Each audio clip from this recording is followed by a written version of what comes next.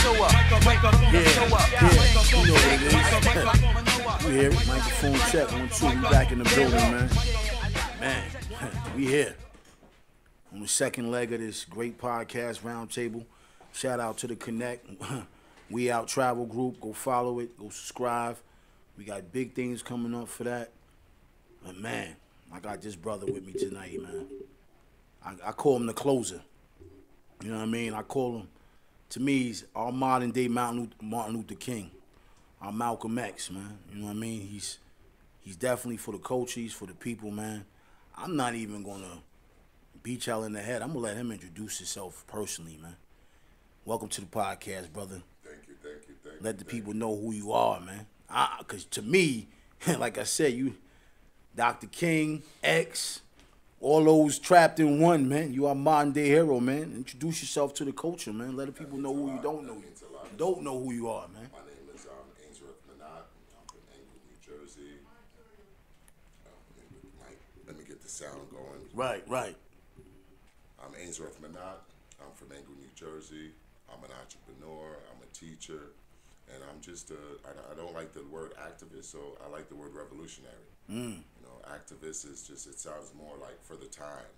Like, you know, revolutionary, it's for all time. Right. And, you know, ever since I started doing a lot of this stuff, I felt like it was something that, you know, you can't just do for the moment. It's bigger than just hitting the streets.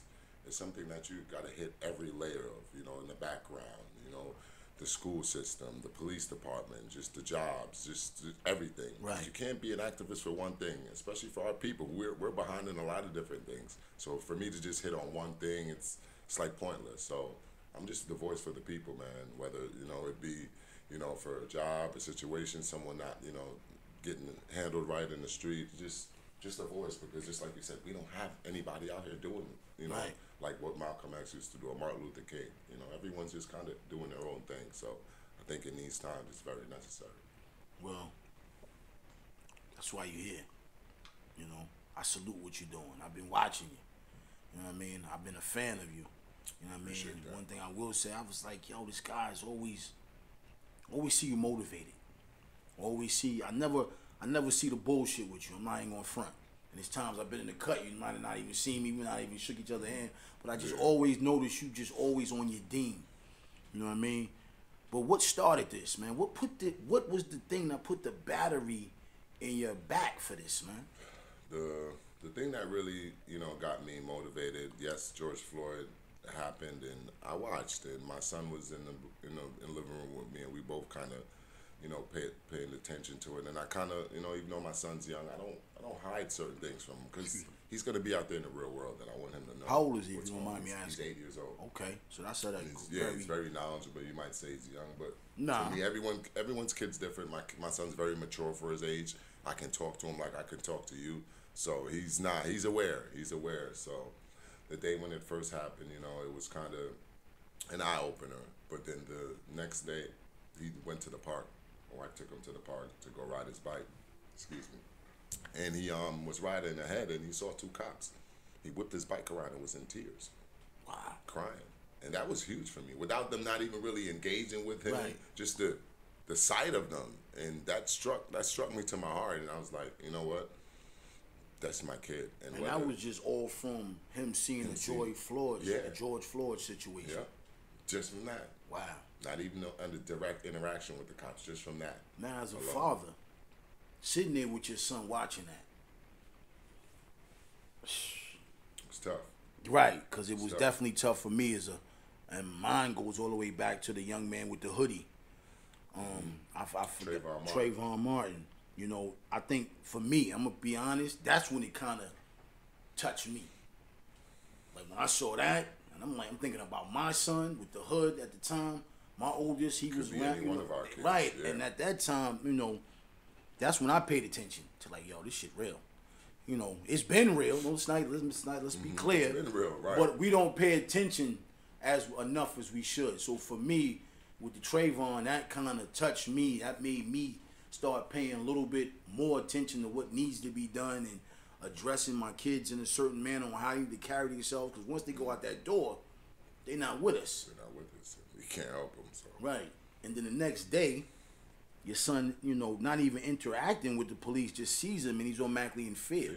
That bothered me, and for me, as being a father, one of your first most important job is protecting your family. Exactly. And if I can't do that, I'm not doing what I'm supposed to be doing. So I said, you know what, Ains, no more posting, no more just regurgitating what everyone else is doing on social media. What can you do yourself? I sat there and I said, what can you do?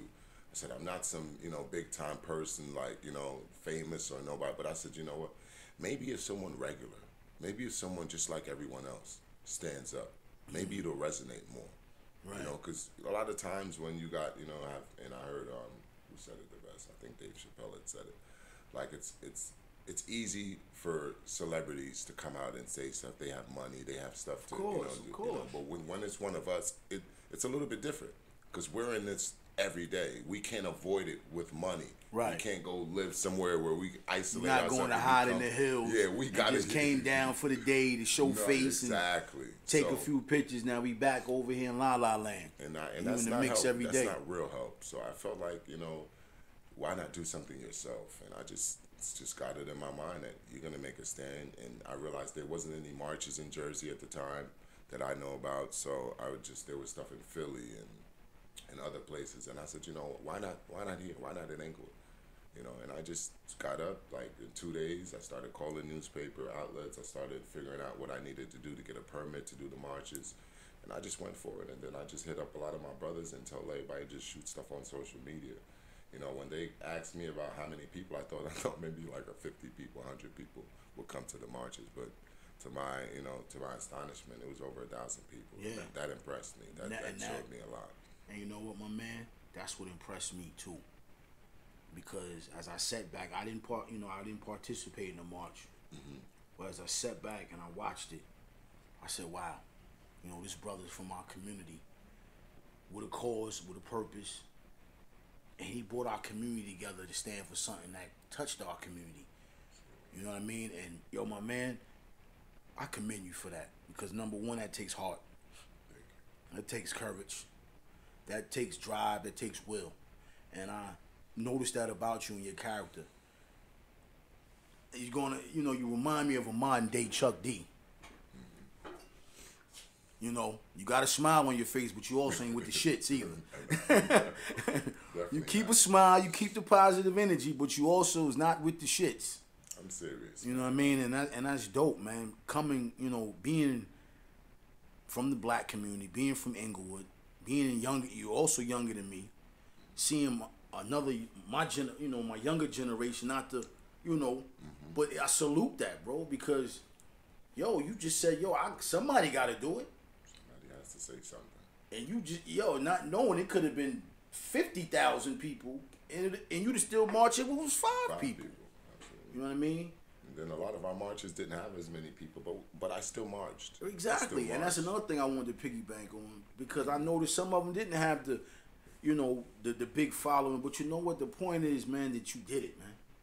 You know what I'm saying? And that's something as a father, you know, that your son can never take away from me. Yo, my dad was in Englewood marching, man. That's powerful, champ. That's very powerful. A lot of people now that looking back at, you know, a lot of the stuff I did. It's funny because people, now you kind of could put it into perspective. You know, right. I'm leaving a legacy for my son. You know, that's huge. That's huge. That's bigger than in money, his community. In this community, that's bigger that than... you're not running away from. No. And to just show my son the strength to stand up. You know, it doesn't take, you know, a millionaire. It doesn't take anybody can, whatever cause it is. And just to give people the hope and just the vision that anything you think of, you can do it. Don't think it's out of the box. Don't think it's impossible. And if anything I can get out is somebody asked me, what did you think you changed since you... I've given people hope. I've had people come up to me and Ains, you gave me confidence. That's huge. That's huge. A stranger. I've had, just like you said, I've had a march with 10, 15 people, and then a young lady's godmother said she was just begging me to come to your marches. She wanted to see your marches. It was Black History. I talked about Fannie Lou Hamer. You know, the next day they was hitting me in my inbox and Facebook. Like, she went and called all her friends when she went home, the young lady. Like, that's special to me. That's something that everyone doesn't see. Exactly. You know, from the outside, that I tell people. Because people are asking, why are you still marching? Because I said, if it could just be one person that comes to that march and I can change their mind and their hearts, to me, I that's a win every time. It's always every single time. It's a win-win situation. Every time. You can't. So for me to do it a year, and just even those other marches, like people were engaged. People came out that, and I wanted to. Why I did it for a long time. I wanted to give everyone a chance. Right. To be involved. Right. You know. So to me, what one person doesn't see, the other person's gonna see. So. And you're not downplaying it with the just color of our skin. You bringing everybody. Everybody. And that's one thing too, with the way the country is, a lot of the stuff that we're doing, everyone puts the Black Lives Matter thing into one lump sum, thinking we're just, you know, it's inclusive to us. We're not. No, like, my thing is, when I look at justice, justice doesn't have a color on it. Justice doesn't have a religion on it. It somewhat has a little bit of color on it, because look at all our black brothers. We the one falling to the to the justice system. So that's why I say that part. But I do understand what you're saying. People of all races, all nationalities, right, should get on board. Care. Right, all care. We have bad people in every group. You know. So for me to sit there and say, you know, they're not inclusive. They don't. It's not right. Right, because you got some black people that's devil. Exactly. The devil more than the white person. And just like, if you know me by now, people been paying this, I call them out too. It's not just about, you know, white people, or if you're doing wrong. You're doing wrong. I'm gonna call you, even if you look like me. It's not acceptable. Right. And that's why, like, my thing, it's all across the board. I don't care who you are, what your position is, what your religion, what your title. If you're not doing right by our people, and what I mean by our people are good people with the right hearts, with the right morals, not someone's skin color, not their religion. Just like Martin Luther said, the content of your character. Right. That's what I'm worried about. Right. So religion and that, I don't care. I know great Jewish people. I know great Spanish. I know of all. So for you to put yourself inside a box, it's not good. And when you're looking to unite people and bring people together, to try to isolate them, you're doing yourself a disservice. You know, we've always had people on the other side helping us this whole time. So let me ask you this, man. In the past year that you've been doing these marches, man, where you started from, what have you learned? I've learned a lot. What have you know that you didn't know prior? I've learned a lot. I've learned just structurally. I've learned different municipalities, how the structure of their government is, as far as who's in charge, the council, the mayor. I've learned that from our own city, and learned that in each city it's different. You know, who controls the government. You know, that part of it. I learned a big learning curve about that. I learned just about trusting people. That's huge for me, and just from the people that I started with till now, it's like night and day. Right. You know, and I learned that everyone has some agenda that comes around you, no matter what, no matter good, bad, or indifferent. We gonna get into that. Everyone has an agenda. Cause I know you done had some people come to you on some backdoor bullshit. Of course, I have, and that's my big thing too. You look at the beginning when I started, and a lot of the people that are around, they're not around right now. And as the time went by, I just saw different things that showed me they're not really here for what my morals and my stands are. They're just here for their own reasons. They might want to write a book, or they might want to catch a photo op, just say I was part. Yeah, yes, you're not being genuine with it. You're just trying to get and for me to be a fool now and think, ain't everyone that came out there to the march really cared about justice like me, I'd be a fool. Some people just want to come out there and say, hey, I went to one of the marches. That's what it is. Right. And you understand and I understand that, you know. So it's just the people that came around that, you know, really were fake trying to help you. Those are the ones that make you learn the lessons. Like, you got to be careful who you're around, because they'll sell you out. Or when the going gets rough, they're going to back away. Right. You know, and that's not what you need. And this is a long life fight for me. So I got to structurally just be careful who I'm around and who I trust. It's huge. What was your personal opinion on the Black Lives Matter mural getting done in Teaneck? How'd you feel about that? I felt good about it. Okay. I felt good about it. I felt it shouldn't have took even a struggle at all to get done. I mean, it's T-Neck. It's T-Neck. Just keep it real. We spoke about getting something done like that in Englewood, and we haven't been able to even get it off the ground. I was going with that next. Now, especially for a mayor that you saw the mayor with me every that's why I was about to Couldn't get in. get that About off to the tap into that next, bro. You see where I'm going. You see where I'm going. Because my next question was, why Englewood didn't get a blue? Why we didn't get one? Why Englewood? It's something that when everything first. I feel like that should, not to cut you off. Sorry. No, you're good. You're good. I feel like that should be in every one of our communities. Absolutely. And I'm gonna let you rock. Absolutely. For what George Floyd did and the catalyst it set off in this country, I think every city should be honoring him in some way. I think it just should be almost automatic, just like how we had all those Confederate statues in all those different states. For decades. For decades, for doing the wrong thing. I think killing. For something like that, I think every city should be something you're jumping to the bit to honor. So it says a lot when in a town like Englewood, we bring that up to the council, to the mayor, and we still have that. They're indecisive. We can't get that together. That's sad. That's very sad. Like the brother Fulton said, we can't even get a recreation center. So you think we're gonna get a Black Lives Matter mural? Right. Like, come on. And this mayor, he's been in Englewood for about his fourth time as mayor. We can't get a community center by now. You can't have. There's all these years you've been in here. You can't get any kind of investors, any kind of nothing to get this started. But then you wanted your own ambulance thing, and that popped up within a month, and it's running.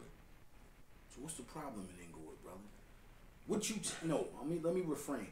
Let me change that up. Cause I'm not gonna say what the problem is because it's gonna be your opinion. So what's in your opinion? In my opinion. Right. So the people, the masses that's watching, don't. Oh well, he said this. Nah. In your opinion, from what you've seen, what you think is the problem with Englewood and Englewood? Because you spoke upon the mayor quite a few times, champ, and I know you're not really one to just hide. No, I'm not hiding at all. So let's get a little, And I want to make this clear because a lot of people get this confused. The mayor, just because you saw the mayor at the marches, that doesn't mean the mayor was putting the marches together with me. He had anything to do with organizing. He gotta show face.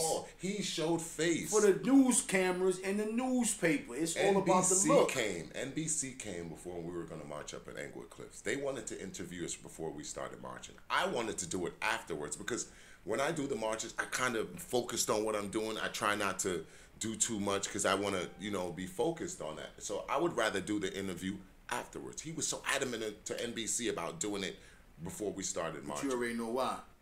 Because he wasn't going to be there then. He was going to be there then. And that was his way to get his exit and get out of it. He did the interview with NBC. By the time we got to the first hill, he was gone. He jumped in his car and left. Right. And I had people on social media telling me, the mayor marched with you every week. No, he didn't. Half the time he hopped in his car and left.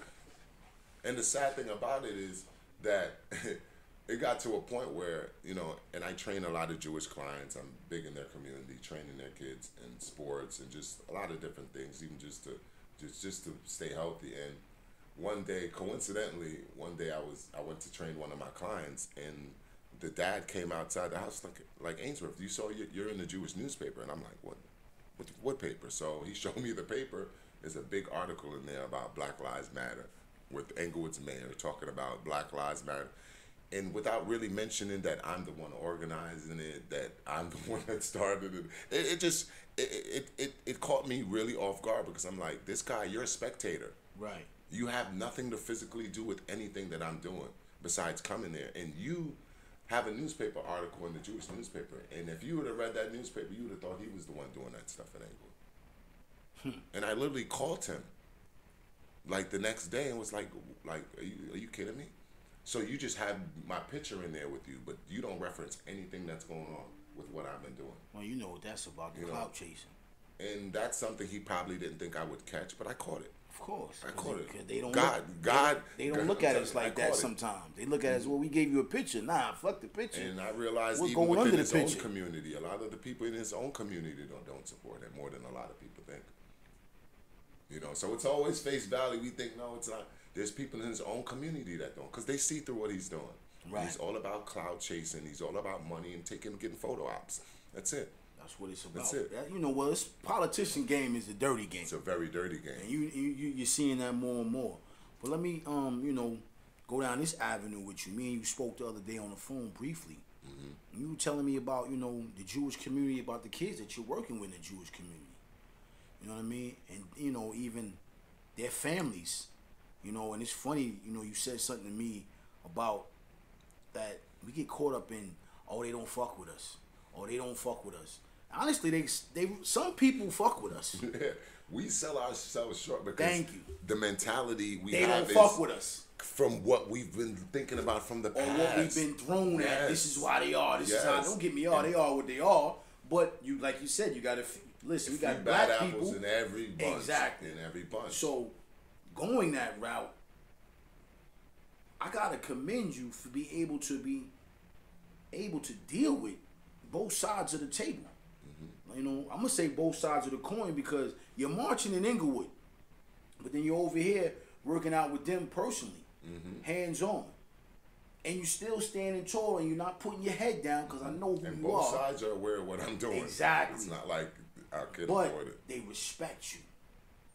And that's the part I have to say a lot of us don't understand or see.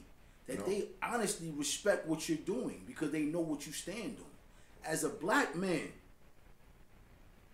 in this day and time, yo, there has to be something that you go to bed every night saying, you know what, I'm doing my purpose. Because, like we said on the phone, I'd rather be respected than loved. Than loved, yeah. And I might not, you know, sometimes I'm very passionate and people, you know, take that the wrong way, but it's just because I really care a lot.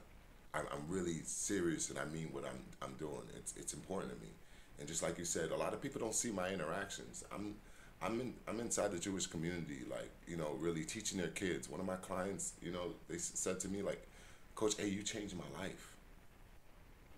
And I'm not even training this kid to be the best sports player in football or basketball. It's just for him to stay healthy and just to feel good about it. Yeah, and to feel confident. Motivation. You know you know how huge that is?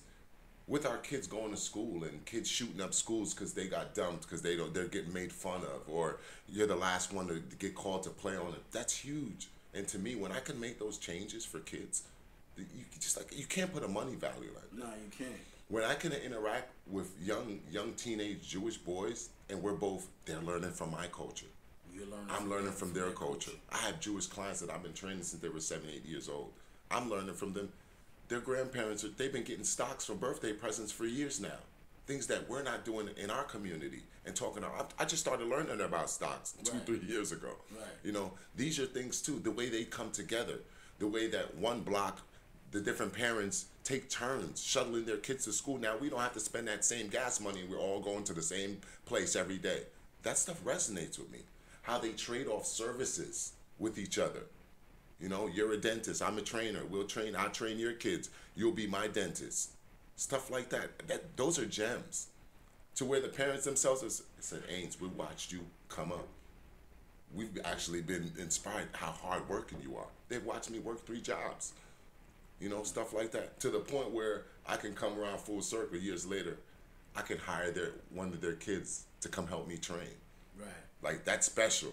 Right. You know, so not only you're using my services, but I'm giving back to you as well. Exactly. And that's a beautiful thing, to where it's like we're family now. Right. We're exchanging Christmas presents. And you're inspiring their culture. You know, that's the crazy part. You're inspiring their culture. And what I'm doing for our culture too is I'm giving them an example of one of us to help bridge that gap. And not just a nigga with his hat turned back or his pants sagging off his And this is what everyone doesn't see at the marches. Exactly. Everyone doesn't know about. And this is why you on when their parents are telling me I'm a role model to their kids. And I don't look anything like them. When I'm bringing my 8-year-old son to play with their 7 and 8-year-old kids too. Those interactions, because I want my kids to be around everyone. Exactly. Fuck all that no new friends bullshit. No, I don't do that. You be stuck in a generation, a bunch of monkeys, man. To make your kids closed-minded now, when he goes out there in the real world, he might need some help, and it might not be the person that looks like him. Because he'd have never had those interactions, there'll be the help right there for him, and he would never know it. Because I didn't open him up his world to that. Just kept him And I close. try And, not we to gonna do that keep with my everything kids. in the hood. And you gotta keep it hood. No, The hood. balance. The hood. Let's stop calling the hood. Let's just call it the community. The community, and this is not a hood. I tell people all the time. I was born Englewood in Jamaica. Right, Englewood Kingston, is Jamaica, far from a fucking hood. with zinc Let's stop fences, trying to make outhouses, this shit. barely Right. running water. You can see the pipeline going down the street. Right. Let's And stop we're out acting here like complaining. Englewood's like we in the warfare with all this fake bullshit. Let's stop. This is the suburbs.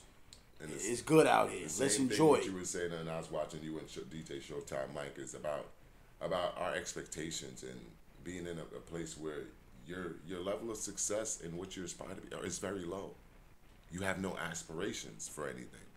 Like going to school in Englewood, I wanted to get out of there, not just be locally. I could have went to Rutgers, I could have went to Fordham, closer schools, but I said I want to get away, and I want to see what the other side was. You know, I got the street value here, Right. But what's the other side? That's why I went to Colgate. Now I have balance. See what I'm saying? Now you can put me in A lot of any brothers room, didn't even know that. you know, and I can keep my integrity. And your head up. At And the hold a same time. conversation.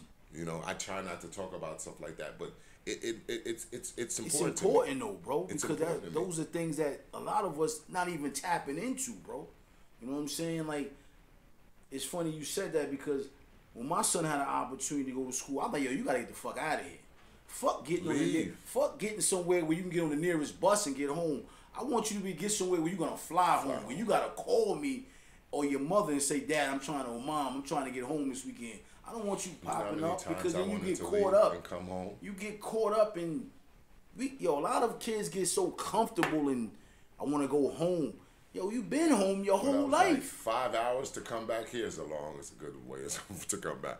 So being up at Colgate, I had my rough days, but How was that, bro? It was tough. It was tough to leave an First urban of all, you're environment. Jamaican descendant. That too. Let's keep everything. And I try to, and a lot of people don't. Just that part about it, coming to Englewood was a challenge within itself. And this is why I look at people too. When we talk about racism, you have your own people giving you the same racism that they're running from other people of. I had my own black community growing up calling me all types of Jamaican booty scratchers and all this other stuff, making fun of my accent, or it's the same thing. It's the same thing. We put down our people. Oh, Jamaica, you got 4, 5, 6 jobs. You remember that joke? Yeah, that was the butter joke. Right, we work right. all the jobs. That's that same thing that we are running from, that we sometimes do to other people. But also, it's funny you just said that, my man, about teasing them about having the jobs. About the jobs, but you know what it is? It's really a hustle. It's a hustle. But we'll sit there and be like, yo, I got 5 hustles going on. Nigga, no, you got 5 jobs going on, you silly nigga. It's the same shit. But you just want to shit on this nigga because he was doing it. When really their culture always been about the grind. The grind. We know how to do 5. We going to do farming. We gonna make shoes. We gonna watch the kids. Watch the kids. It's a hustle, man. And you know what? It's funny. It took right now to what you just said to me to understand. Yo, we laughing at y'all, but y'all was on your grind. You know what I'm saying? You silly, we stupid, and that goes to show you how ignorant we were within ourselves, and that's what you just said. Yo, that's real. I just caught on to that, bro, because y'all was grinding. I got a taste of that grinding, so now I have to associate myself, to assimilate myself with my peers to fit in. You know. Literally from getting bullied to kind of somewhat turning into a little bully yourself. Of course. You know, because it makes you defensive. It makes you want to protect yourself. So after a while, you're getting picked on. You kind of don't want anyone to pick on you, so you're so quick to lash out and just keep everyone at bay. You want to hit you with you the angry nigga. You the angry nigga. Everything comes from somewhere. You know what I mean? Everything starts. You know what I'm saying? It starts there, man. So when I look at people and they cry about Englewood being a hood, and I laugh because where I'm coming from, this is like Candyland to me. Yo, I'm gonna be clear about something about Englewood. Englewood is a beautiful place, man. It really is, though. Yo, my man, I had a backyard. I had a basketball court in my backyard. I had 2 parents that went to work every day. I had a living room, a bedroom, a dining room, a kitchen, a basement, a garage. My dad hung bikes in the garage. Now, whatever monkey shit I decided to do, that was on me. But I'm not going to act, you know what I mean? I've even had people come to my house and say, wow, I didn't know you lived here. Of course you didn't know because I'm out here in the middle of the jungle acting like a fucking monkey. And one thing I could say now, and it shows it a lot in my generation, and I don't know if the younger generation and the parenting is the same, but we were like family. we were like family. Like we had our neighbors' parents could look out the window and say something to us without us flipping out. Our neighbors could, Let's be clear. Right. My neighbors can grab me the fuck up off Palisade Avenue and go back and tell David and Evelyn. And it'll be cool. And you know, my mother said, well, what happened? What did you do? And my mother, and they might say, well, we did X, Y, Z, Evelyn. Okay, fine. And I got to go in the house and get another ass whipping. I mean, that was the reality. Now, don't put your fucking hands on my... Who the fuck are you? Who the fuck? But you know what it is? It's the generation, and it's also, we live in a time of mentalities. That old school parenting is a little different. Because I'm a parent, and I ain't going to act like I'm like my parents. It's just certain shit. I'm a little different with that too. You know what I mean? For me, as being a parent, I took a lot of things from my parents, like a lot of the moral values and just the hard work and stuff. That stuff they taught, and just to always want to just be better. But what I got away from with the old school is the communication with your kids. You know, you can't put this wall up where you're the parent, you're on this highest pedestal, and they can't even look over to say nothing to you because you're gonna be scared. Like, that needs to stop. The parenting where you come home from school and something happened in school and you're so scared to tell your parent, that needs to stop in our house. Because I was one of those kids. I could have, it could have been a whole tornado at school. I'm not coming home and telling my parents nothing. I think that was the only difference I would say about my mother and father. They I couldn't do that. always was the parents. I'm not going to front my parents. I was just with them today. They were the ones that kind of, yo, what's going on? Like, I had that. Yeah. So that's why I'm saying. If you didn't know me, if me, you knew me, you knew I had that. For us, for you know what I'm family, saying? yeah. It's just like I said, the route I chose to take was just my own. But I had that. And those are the things that I brought into my parenting. Like, I got to learn to communicate more with my kids. And not just feel like, yo, they good. Because our generation kids, I have a 17-year-old in the house, he just plays video games. But every once in a while, yo, my man, you all right? You good in here? I got to check on you because I don't know if your mind is so far going in these games. You know what I'm saying? That you're not even dealing with the reality. Nah, we definitely got to check up on the kids. You know what I'm saying? So it's certain things I took and it's certain things I left. But I always remember my father always taught me, son, when I stop talking to you is when you better be worried. Right. That was something that sticks with me to the point.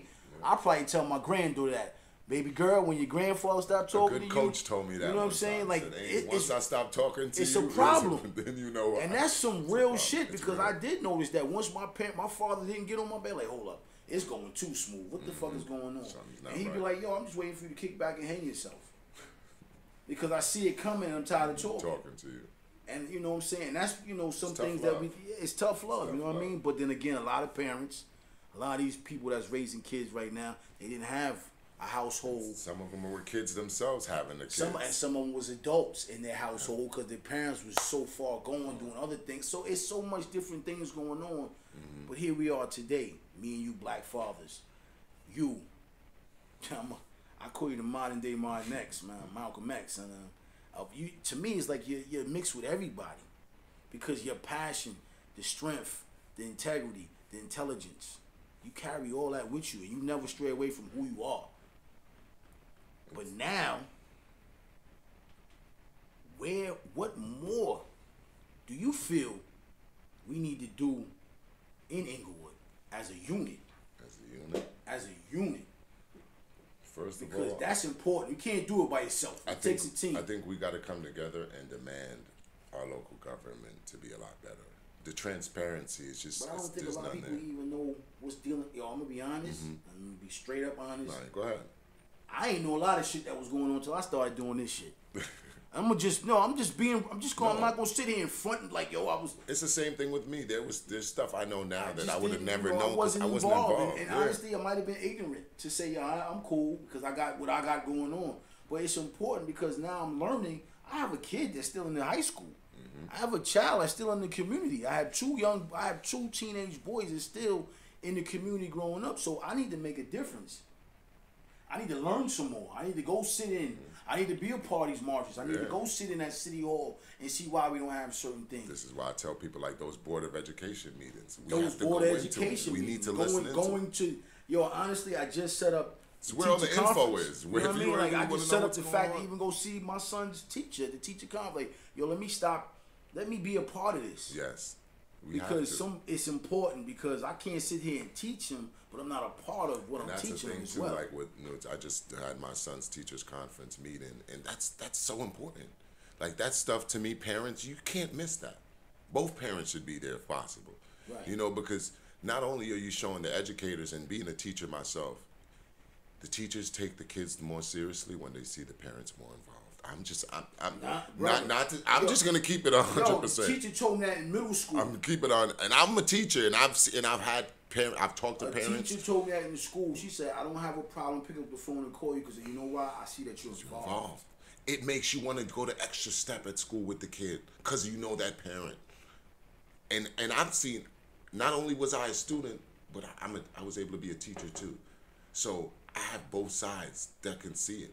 And being a student when I was a kid, not for nothing, the teachers took me seriously, because they know my mom, if anything, she would be up at that school. My mom is in the meetings too.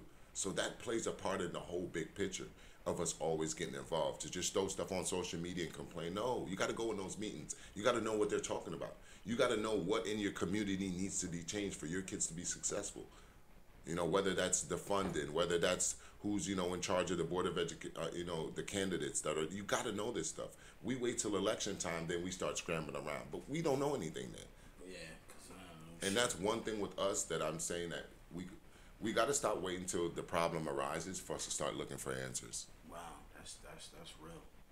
It's like the cops. They get called. The crime is already committed. You know what? They're playing cleanup. We're always playing cleanup. You're right. We are, because that just kind of hit me. You understand what I'm saying? And this is why people say, minute. right, Ains, like, okay, I could have stopped marching. I got to keep marching. There's other issues that we got to keep tackling, because what am I going to wait till something bad happens to jump back out there and say, oh, I'm going to start? No, that's the difference when I was talking about being an activist and a revolutionary. Right. Talk to me. It's not just for the day. It's for the moment. This is for a lifetime. Do we want lifetime changes, or do we just want changes for the moment? Just like I was telling someone before, we stopped caring a little bit since the 60s. We got comfortable. It's like we thought we made it already, or we had enough. We've been laxing. We've been taking it easy. We gotta get back on that track where we're not just, okay, we got one thing checked off, we're good now. No, there's a whole list of things we need to check on before we start relaxing. That we get one check and then we like this. Yeah, we're okay now. We're now. okay now. Just because they got that Ahmaud Arbery case, we got them guilty. No, we got a whole bunch more stuff we got to come back from too. Because they'll give us one. They'll give us one. They should But are we going to be content with that? But you know what the sad part about it, some of us are, you know what I mean? And that's what we got to get out of. We got to get out of when there's just to care when there's a problem. Because there's a lot of problems going on that we won't see out in the open until something happens when it's too late. That's true. And that's the thing. We want to get involved. We always want to kind of get involved. I hate, and you can relate to this. We always want to get in the building in the fourth quarter. Why wasn't we in the building when you was in the first half, when the marching band came out, when the pre-game show? Let's be in the building for the pre-game show.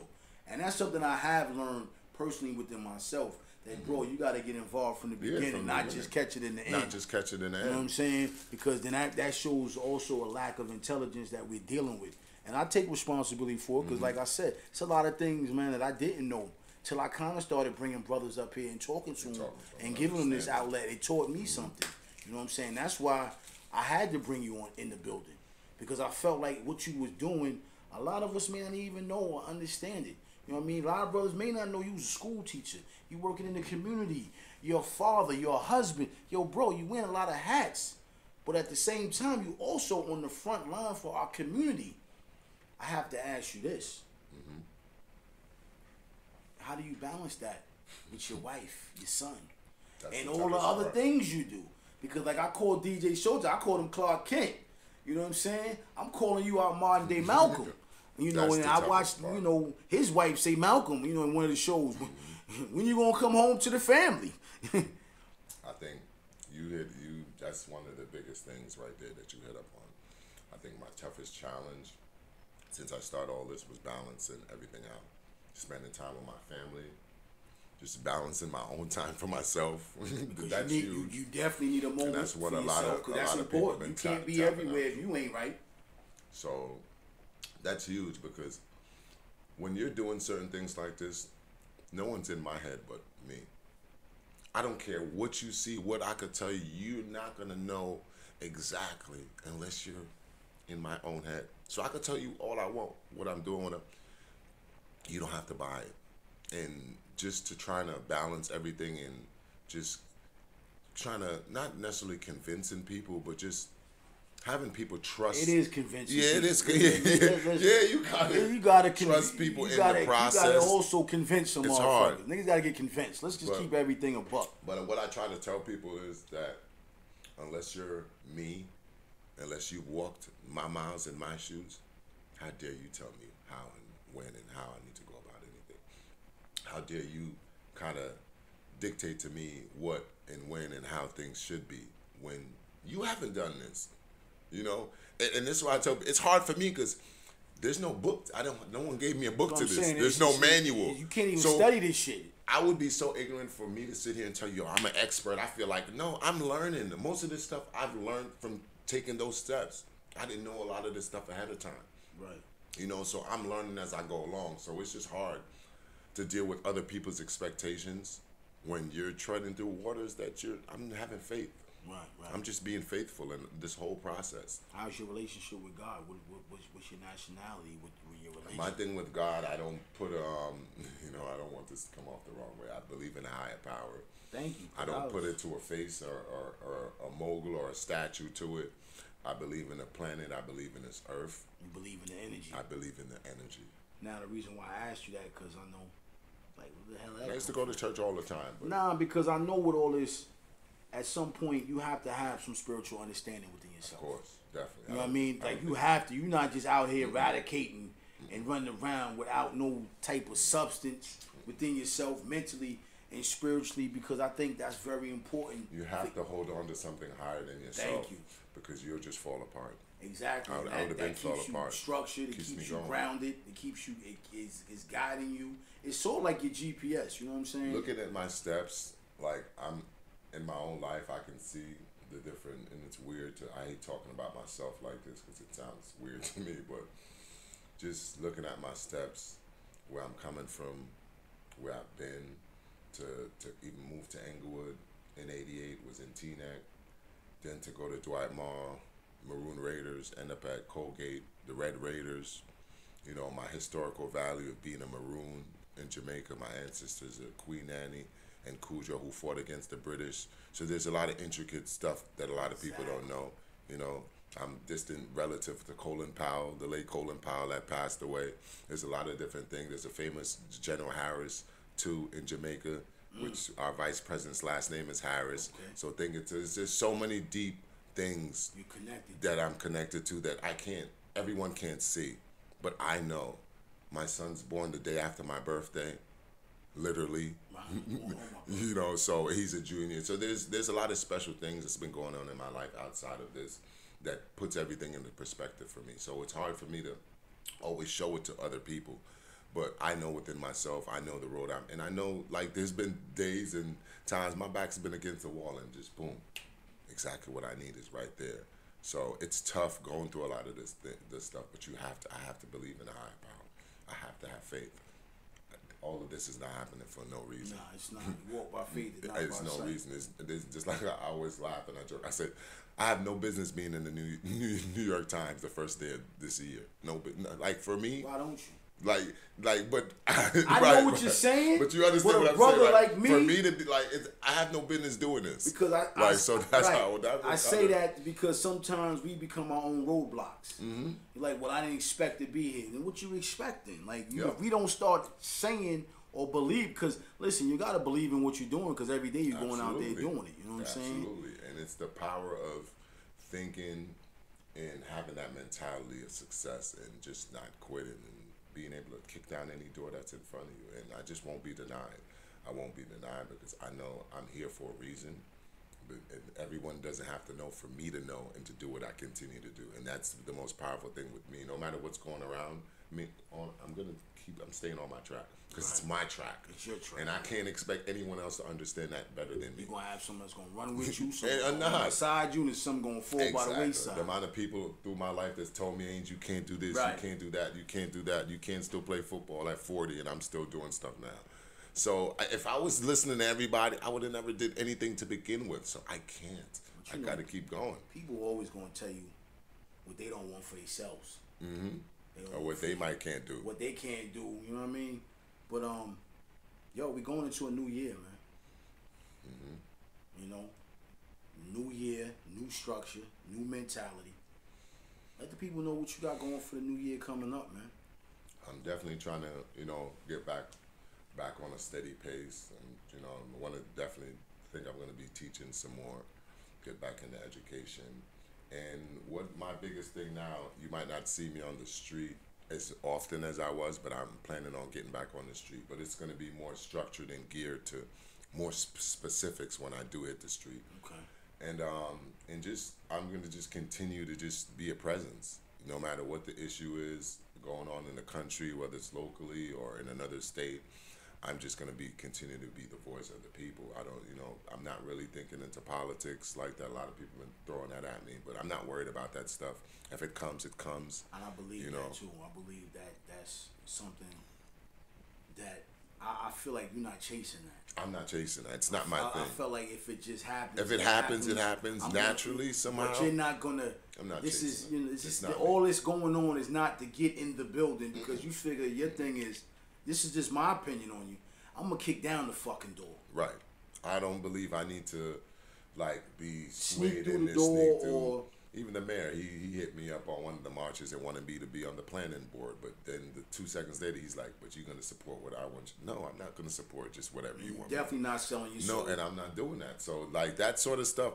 That's the way I'm gonna be in the government. I don't want to do it that way. I want to do it my way. If I'm gonna get elected for something, I want to get through me, not through. I'm buddy up with somebody that's snaking my people anyway. I'm not doing that. I don't want to do it because the mayor can get me $50,000 for grant money. Like some people are pacified in Englewood for that stuff. I know what's going on. I heard a lot of that's going on. I wasn't aware of that. And this is what I tell people. Y'all don't really know. They're giving people awards in Englewood that are doing this.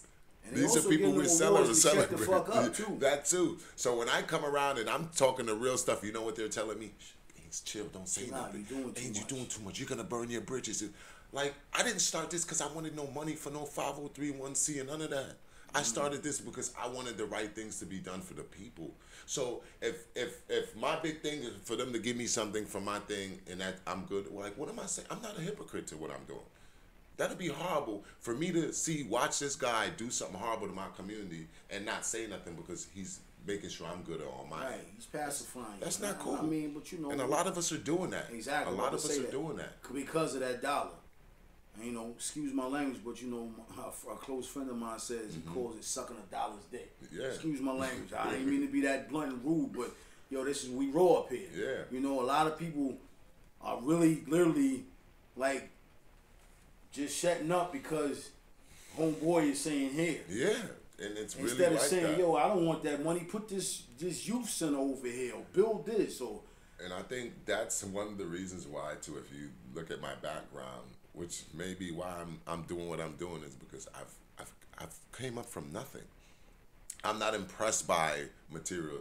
Not saying I don't like nice things, but that don't sway me. It's not it's not right. It's never. I work for mine. Right. It's not nothing. It was never nothing given to us. We grinded. Right. So for me to be doing any of this stuff, it ain't because I'm trying to make money off of it. Yeah, I want my family not to survive. Of course, we want our family to be great, but we ain't selling our soul. This is not me for material riches, or to be around the mayor just to say I'm cool with him now. Meanwhile, he's fucking he's killing my people down killing the river. The community. I'm not doing that, and a lot of us we got to get out of that. We got to stop letting these people give us these little handouts. He comes around with these $10 ShopRite gift cards and give it around in the 4th Ward when it's election time.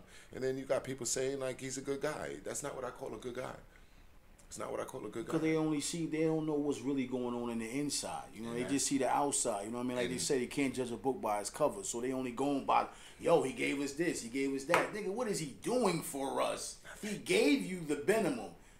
He's giving you the bare minimum, knowing that you monkey motherfuckers will run with it, and that's what he wants, man. But you know what, man? System, Englewood, we can't just focus on college. We gotta have some kind of entrepreneurship going on in Englewood. There's a lot of us are good with our hands. Are good. Look at all the stuff all my brothers are doing. Even this dude, he's the one that makes my shirt. I brought this one for you too. Appreciate it. For one of the little young ones. Wow, Minott Athletics. My brother made this shirt. You know what I mean? And this is what I'm talking about, recycling our services. My brother makes shirts. So who am I going to get my shirts from when I need my shirts? Who am I giving money back to? Right. The people in my own community. Exactly. This is a big part of what we need to continue to do more. And I was saying that about COVID. COVID allowed us to kind of just, like, figure out other ways to go about doing things. Figure out other ways how to make money. Figure out other ways how to communicate. You know? And it gave people an opportunity, you know what? Outside of me working for someone, what can I do on my own? And lot of my brothers did a lot of successful because stuff. At the end of the day, we just needed a minute to sit. We just needed a minute to sit the fuck down. Yes, or kind of be forced to push to the edge to feel like, yo, let me try something. I got to go another angle because right now this angle ain't rocking. You right. Sometimes we man. work our best when we don't have no other options, when we don't feel like we don't have any other choice, and that's one thing with me too. Every time my back is against the wall, I'm fighting. To me, I do some of my best work when I'm in trouble.